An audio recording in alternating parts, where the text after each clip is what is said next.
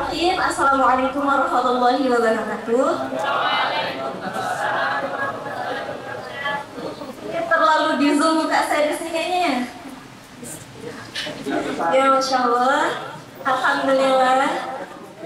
Yang kami hormati pimpinan pesantren Alam Sayang Ibu, yang kami hormati Direktur Pendidikan Pesantren Alam Sayang Ibu, dan yang kami hormati pula Kepala Madrasah Sanawiyah dan Kepala Madrasah Aliyah Madrasah Alam Sayang Ibu, serta Nuna Dender, Salih Solihah yang Masya Allah cahaya wudhu terpancar di wajah-wajah antum.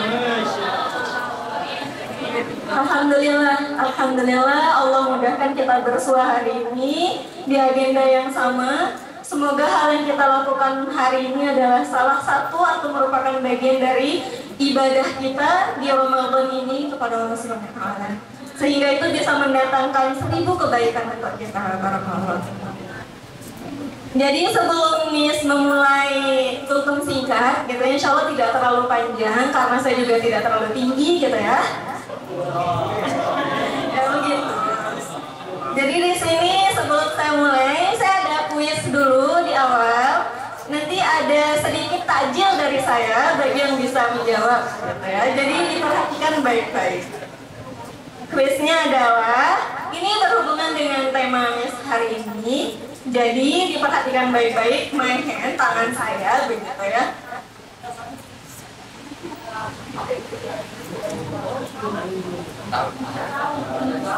Nggak tahu? Pasti saya yakin antum tahu, kan kita sudah magang di LSD. Yang baru ya nanti kita belajar sama-sama. Allah itu kan maha mengajarkan kita berbagai macam bahasa sehingga kita bisa berzikir kepadanya, gitu ya. Bismillahirrahmanirrahim. Barakallahu bukan Ustaz. Gitu ya. Oke, diperhatikan baik-baik dulunya gini. Enggak, yang agak rada-rada matanya kayak saya minus-minus gitu nggak apa-apa. Lebih begini saja nggak apa-apa. Karena saya tinggi gitu ya. Nah, jadi kita mulai nih. Bisa dilihat kan tinggi yang paling tinggi. Barakallah. Oke, kita mulai. Jadi gini. Pelan ini per huruf ya, per huruf. Ini. Oh, saya singkat aja lah ya, jadi 3 kata biar pendek gitu. Huruf ini.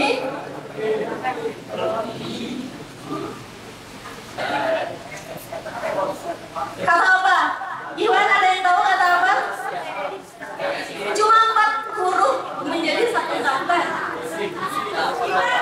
Saya suka kalau Ali sudah berulang-ulang, kalau Al udah berulang-ulang, turunnya fokus gitu.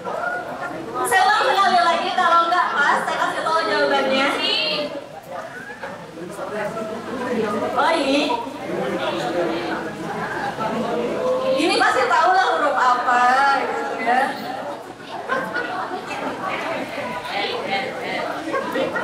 Ada yang tahu?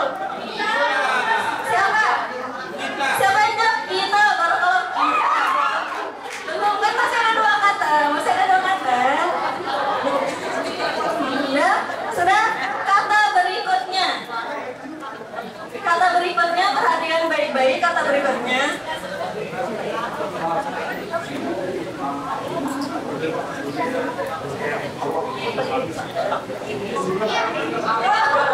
Terlalu cepat ya, sorry. Oh, tangannya begini, oh kesalahan saya.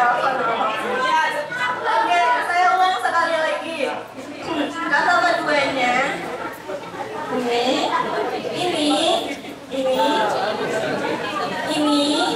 ini tahu sih kata apa, huruf apa begitu ya. Sudah? Ini. Oh, diam. Ini awal nama saya nih. Ini. Salah. Dikit lagi. Oh, Imam yang jawab duluan.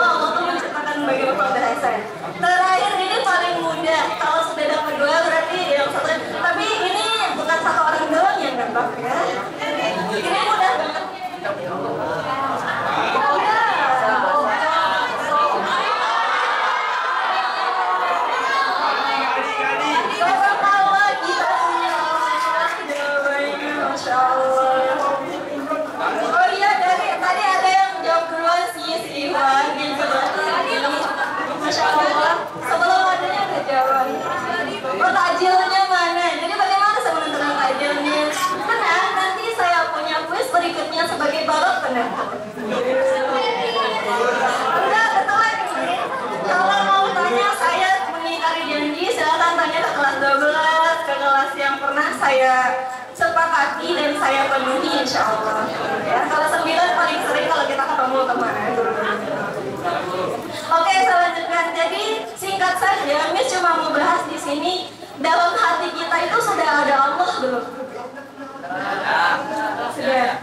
Dalam hati kita itu kita ngerasa nggak kita diawasi sama Allah? Apa bukti kita merasa kehazuan? Ya, apa bukti kehazuan merasa diawasi Allah? Contoh sederhana aja. Gimana keadaannya? Kalau MTS saya sedikit yang saya tahu namanya ya, karena yang paling yang Deki sama yang sering ketemu gitu. Jadi apa kalau saya jarang ketemu gitu. Tak kenal maka kita kenalan nanti ya. Jadi gimana?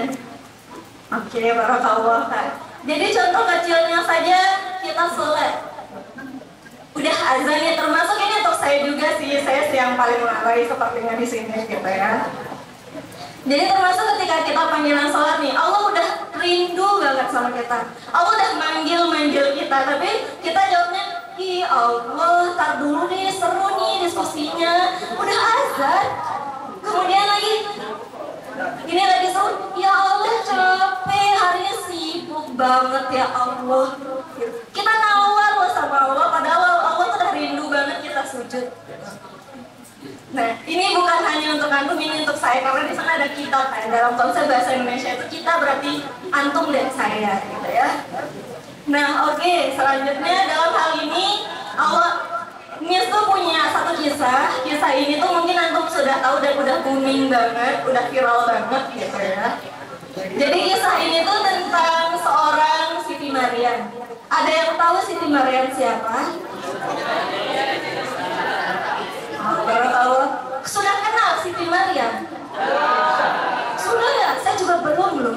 Masya Allah, ada yang sudah kenal ya, barakallah. Nah, oke, Siti Maryam. Ini contohnya memang lebih ke akhwat, karena belakangan ini saya sering baca cerita yang akhwat gitu ya. Cuma ini bisa kita ambil ibrah untuk yang ikhwan juga. Mohon maaf saya kalau pakai menudin itu agak susah pelafalannya. Nah, jadi semua orang punya ibu kan ya, kita terlahir dari rahim seorang ibu. Barakallah Mister. Oke, kita lanjutkan. Nah, Siti Maryam ini punya ibu. Ada yang tahu siapa nama ibunya? Ada. Ini salah satu nama siswi di Pamsi, nama ibu beliau. Kalau nggak ada yang tahu saya jadi kuis nih. Masya Allah, Masya Allah. Fatimah, Masya Allah. Ternyata namanya adalah Hana, kelas 12. Namanya adalah Hana. Suaminya bernama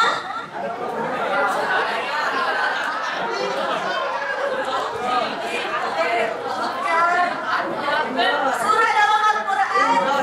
Ini terbawa Allah Kak Gibran. Nggak salah, antum hafal 15 juz, nggak salah. Oke, nah jadi dari sepasang suami istri bernama Hana dan Imran saat itu. Nah jadi pada masanya ini tuh lagi booming-boomingnya tentang risalah kenabian ketika beliau hamil gitu.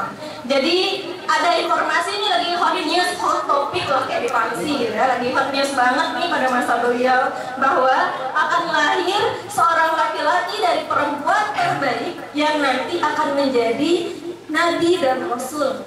Terus beliau lagi posisi hamil nih, lagi hamil gitu kan. Jadi berharap banget sih semua orang pada masa itu tuh tahu kalau Hana itu adalah perempuan paling solehah pada masa itu. Seperti kita tahu bahwa si Fulan ini paling cantik, si Fulan ini paling ganteng di Pamsi lah gitu ya. Si Fulan ini ya silahkan merasa saja bebas ya, nggak ada batasan. Nah jadi semua orang tahu hal itu gitu.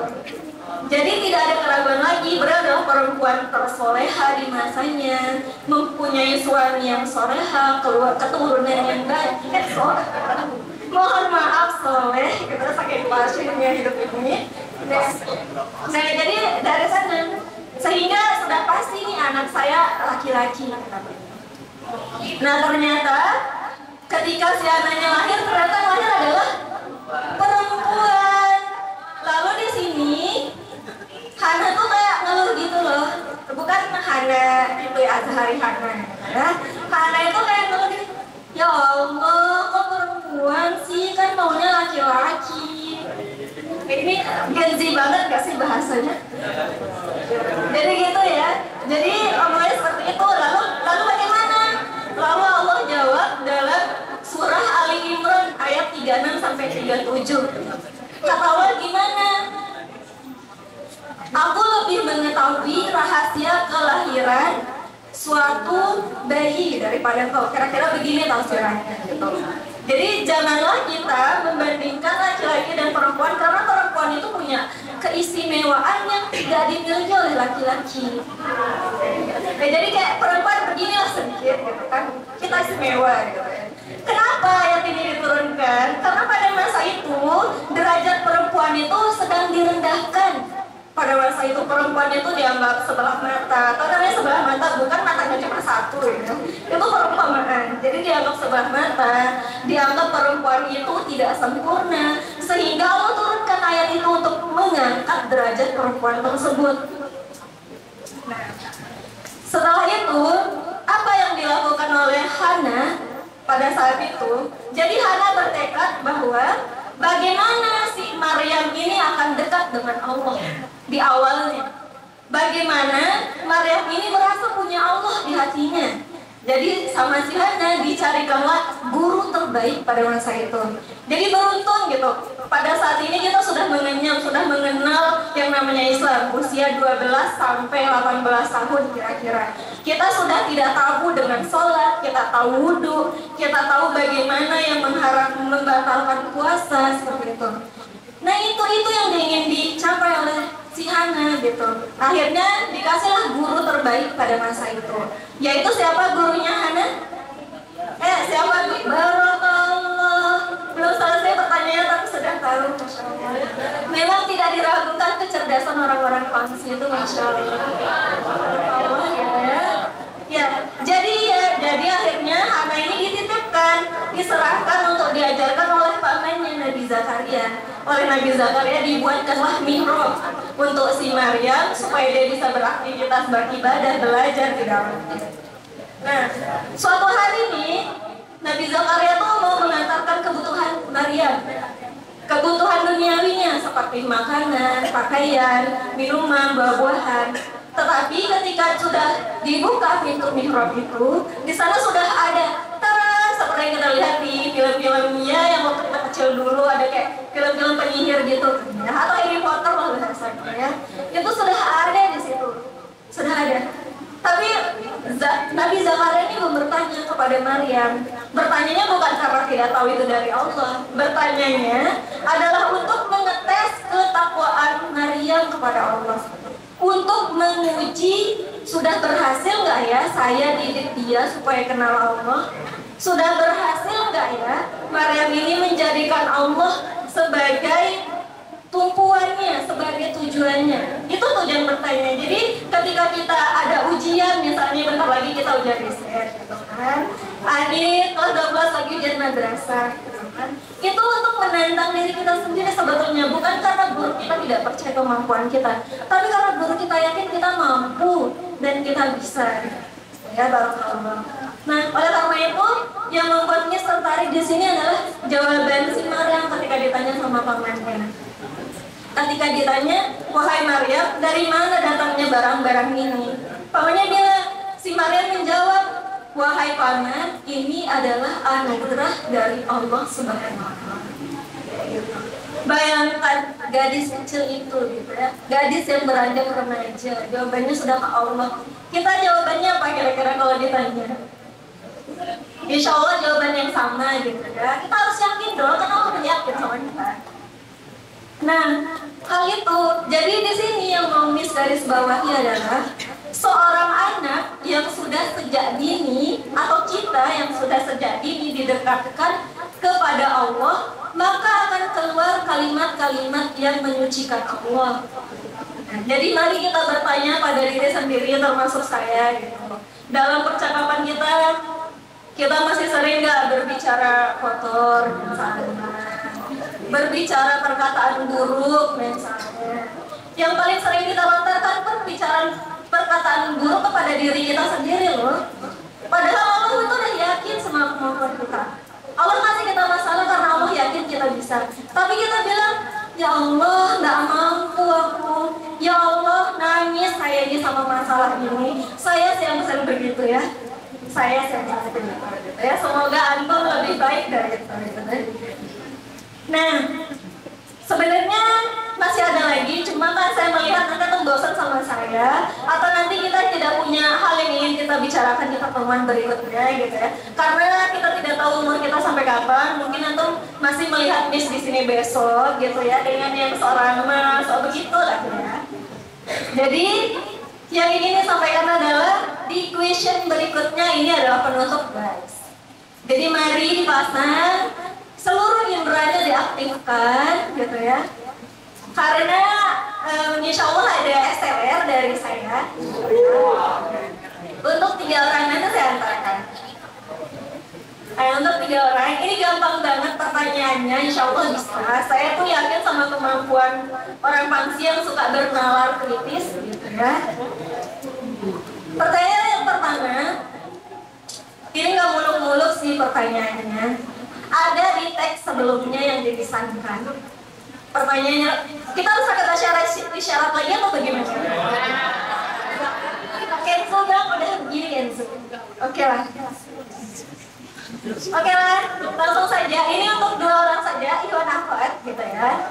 Tadi 3 habis bilang ya? Oh iya, 3 orang saja lah kalau gitu.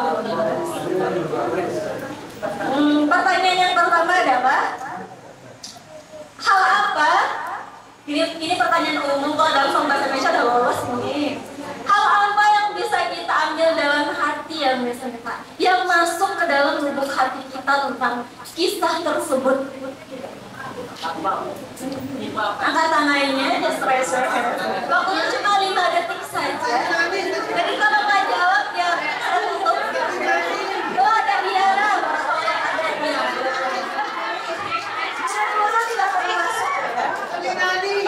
Masya Allah.